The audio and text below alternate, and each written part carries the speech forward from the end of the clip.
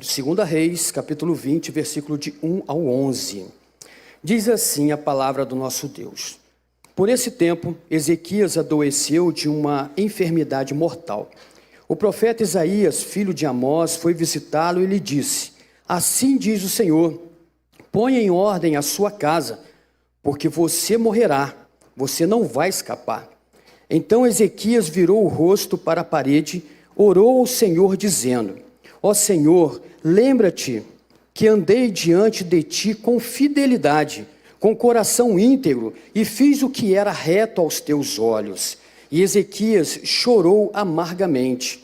Antes que Isaías tivesse saído do pátio central, a palavra do Senhor veio a ele dizendo: volte e diga a Ezequias, príncipe do meu povo, assim diz o Senhor, o Deus de Davi, seu pai, ouvi a sua oração e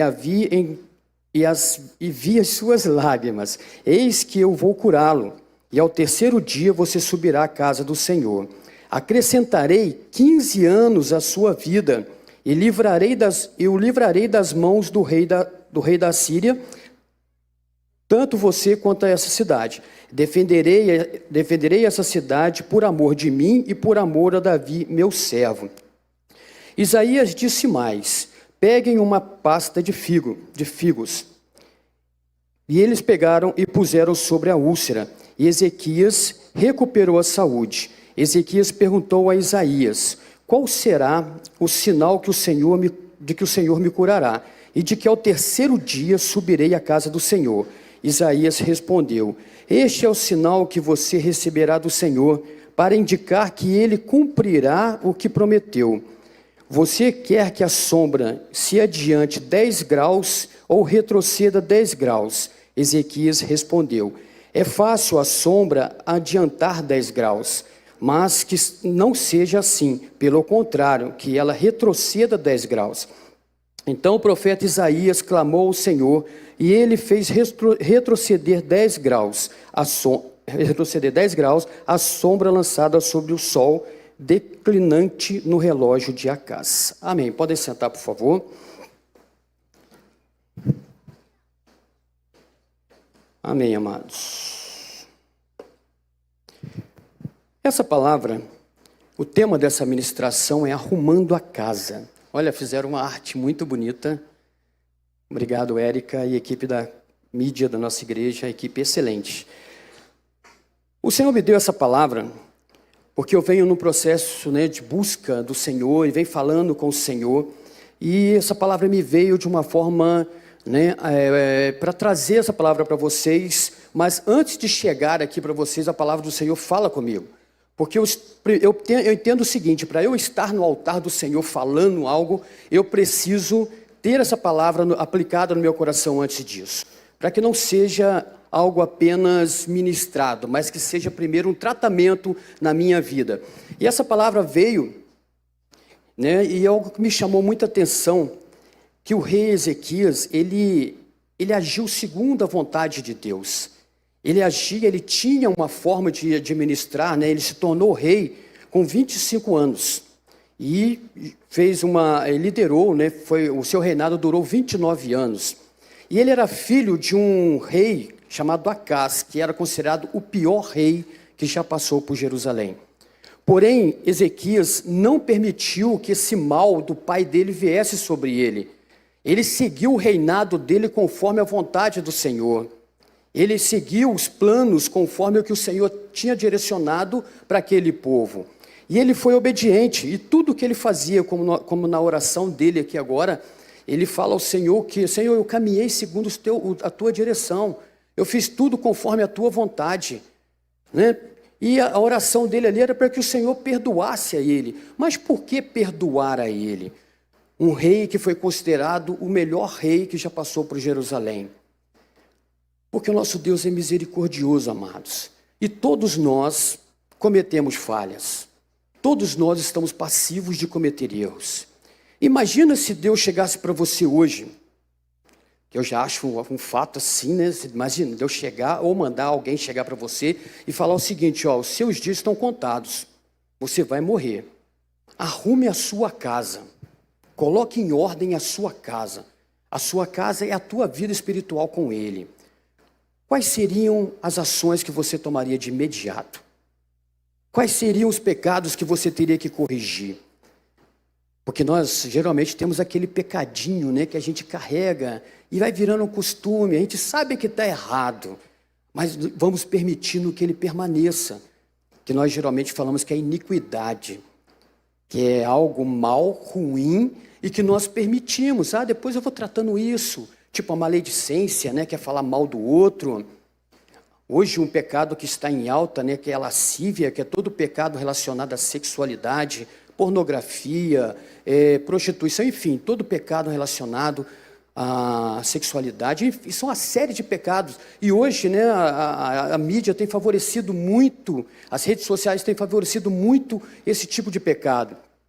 E até mesmo da maledicência, né? Porque a gente fala tão mal dos outros. Você vê uma postagem, você critica, você vê uma postagem falando de alguma situação do governo ou do país, a gente acaba, ao invés de orar, a gente acaba falando mal, criticando, desejando até mal também, né? Mas qual seria o pecado que você iria tratar? Porque falar de morte é ruim. Nós sabemos que um dia vai chegar a nossa hora, mas a gente não vive pensando nisso. Essa é a realidade. A gente não, hoje eu vou cuidar porque eu posso morrer amanhã. Não, ninguém para pensar nisso. Mas a única certeza que nós temos é que um dia vai chegar. Tem até uma charge muito antiga, que o pastor André deve lembrar muito bem, que é da época dele, lá do Snoopy e do Charlie Brown, né? No Rio não, pastor André? Eu falei que um dia chegaria a sua hora, né? Estou brincando, não vai ser hoje. E tem uma charge muito legal que o Charlie Brown, ele era bem negativo, né, nos comentários dele. E ele está olhando para o horizonte, assim, do lado do Snoopy, e ele fala assim: Snoopy, um dia nós iremos morrer. E o Snoopy responde assim: sim, verdade, mas os demais dias não. Quer dizer, nós precisamos viver bem os dias que o Senhor nos dá. E ali, Ezequias, ele teve o privilégio de ganhar mais 15 anos de vida. O Senhor chegou, falou para ele tudo muito rápido, porque o profeta Isaías, enquanto deslocava para sair dali do reinado, do reino ali, do pátio, o Senhor ouviu a oração de Ezequias, o choro de Ezequias, o arrependimento dele, e fala para o profeta Isaías: volta lá, fala para ele que estou curando a ele, que ele vai subir a casa do Senhor, que é o templo, né? Ele vai, em 3 dias, ele vai estar curado, e estou colocando mais 15 anos de vida para ele. Eu fiz os cálculos lá, ele deveria ter, nessa época, 39 anos quando ele ficou doente. Né? Porque ele reinou por 29, mais 25, que era a idade dele, ele morreu com 54. Então, 39 anos foi a idade que ele estava doente. E detalhe, ele não tinha filhos nessa época. Vocês vão entender por que eu estou falando isso. E, posteriormente, o Senhor dá a ele, então, esse tempo de vida e fala para ele algo muito importante, que nunca mais, no tempo de gestão dele, não haveriam inimigos que iriam invadir Jerusalém. E aquilo ali trouxe uma paz muito grande para ele. Mas antes de ter essa paz, o que ele faz? Pede uma prova para Deus. Gente, Deus manda avisar que você vai morrer. Você está doente. Aí, de repente, ele volta e fala assim: não, estou te dando mais 15 anos de vida aí e curando você. E você está, mas que prova que eu tenho que isso é verdade? Pô, Deus está falando, você ainda está duvidando? Né? É um varão duvidoso, né? Cheio de questionamento. E não muito diferente de nós. Porque tem hora que chegam pessoas, entregam palavra para nós aqui na igreja e fica assim: Senhor, mas será que é para mim mesmo? Será que o irmão não confundiu na hora que entregou, pegou na mão errada? Né? A gente questiona. Eu falo por experiência própria, gente. Eu prego para vocês aquilo que eu luto. E tem hora que eu questiono: Senhor, é para mim mesmo? Eu sou do tipo que gosto, né, de ver a ação de Deus em tudo. Hoje eu chegando da escola, fui levar minha filha na escola, e eu escutei o barulho do pneu esvaziando. Eu cheguei e falei assim: eu vou levar o carro no borracheiro, antes que esvazie, vou ter que trocar pneu, e trocar pneu é um negocinho meio chato, né? E eu corri no borracheiro. Não sabe, né? Eu sei sim, varão. Sei sim. E, enfim, chegando lá, gente, eu questionando, falei assim: mas por que esse troço foi entrar logo agora nessa correria? Olha só o que eu estava falando para Deus. De repente chega um irmão do meu lado. O irmão olhou para mim assim: você é metodista, não é? Você é da igreja catedral? Não é isso mesmo? Rapaz, vou contar um testemunho para você. E começou a contar o testemunho ali, que ele de trabalho, não sei o quê. Por fim, ele virou e falou assim: esse é o nosso Deus, um Deus que cuida de nós, que provém a nós todas as nossas necessidades. Ô, borracheiro, vem cá, não sei o quê. E parou o assunto, saiu. Ali eu entendi que aquele pneu furado não foi por acaso.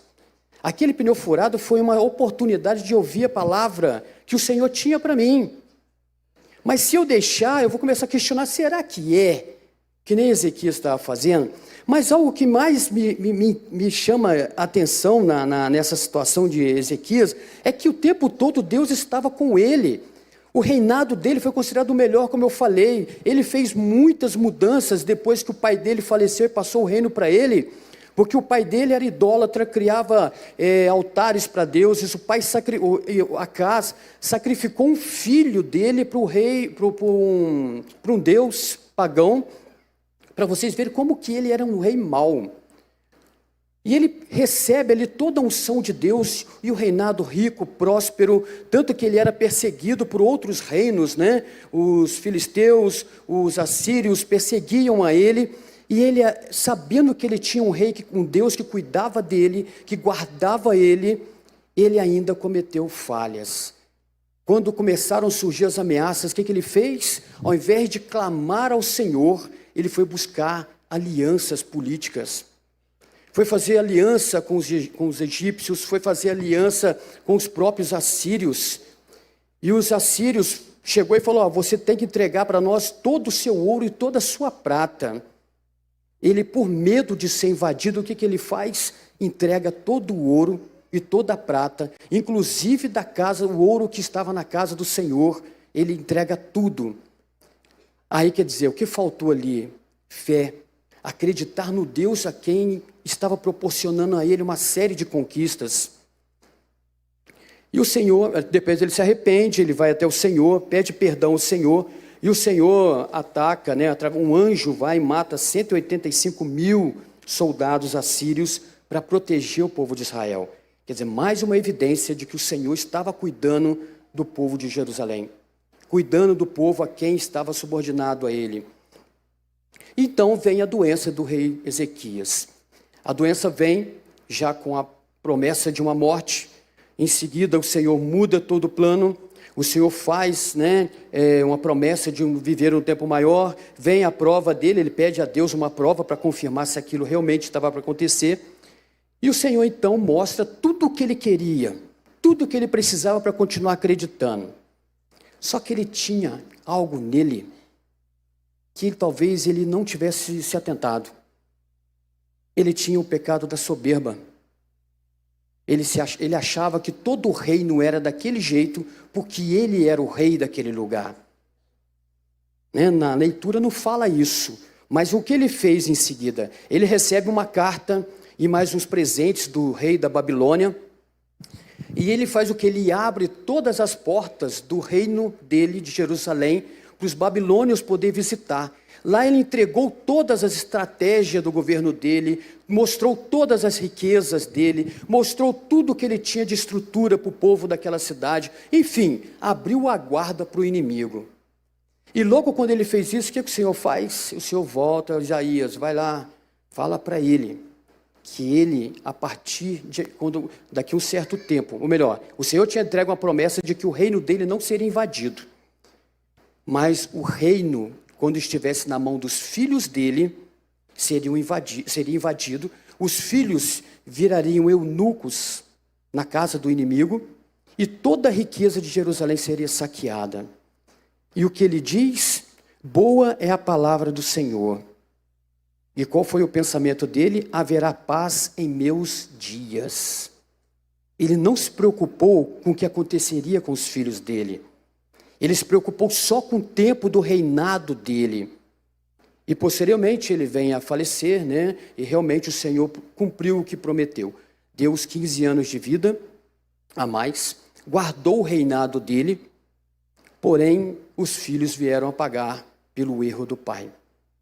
E eu entendo que o pai dele, por acaso, foi um rei muito mau, e nele ainda tinha algo que veio, né, através talvez de uma maldição, algo assim, e aquilo ele permitiu que passasse para a descendência dele também. Mas qual foi o erro principal de Acaz? Primeiro que eu vejo foi a incredulidade de fazer aliança com inimigos. Depois foi a soberba, a arrogância, pois atribuía a ele todo o sucesso do reinado dele. Amados, a nossa igreja está crescendo, mas está crescendo porque o Espírito Santo faz crescer. Lógico, existem pessoas maravilhosas que trabalham, mas é o Espírito Santo que faz o crescimento. As extensões estão crescendo, estão avançando, porque a presença do Espírito Santo lá é real. E ai de mim de falar, eu tenho feito um bom trabalho.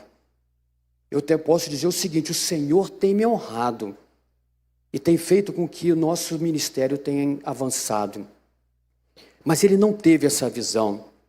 Mas isso aqui nos faz avaliar diversas coisas em nossas vidas, né? Com quem nós temos feito aliança? Nós temos feito aliança com o mundo? Nós temos feito aliança com as trevas? Nós temos permitido que o mal entre em nossa casa? E nós temos permitido. Eu costumo comparar a televisão como um grande portal. Porque eu imagino o seguinte, se você está assistindo um pregador a quilômetros de distância e o pregador fala assim, você que está em casa, igual eu falei aqui agora com a irmãzinha que está no hospital, e ela está está assistindo através do celular, através do notebook, não sei. Mas eu entendo que a tela, o Senhor está agindo através desse recurso, dessa ferramenta. Então, se eu permito algo na minha casa, através de um filme de terror, através de um filme de pornografia, enfim, seja lá o que for, é um portal para as trevas entrar na minha casa também. E a partir do momento que eu permito, eu estou firmando uma aliança com as trevas. Não tem como você viver um pecado e não ter aliança com as trevas. Faz parte. Se você tem algo que precisa ser corrigido, vai ser hoje. Vai ser agora, nesse culto. Porque o Senhor está trazendo à tua memória aquilo que é um incômodo, aquilo que está errado. O Espírito Santo está falando para você, precisa ser tratado nisso.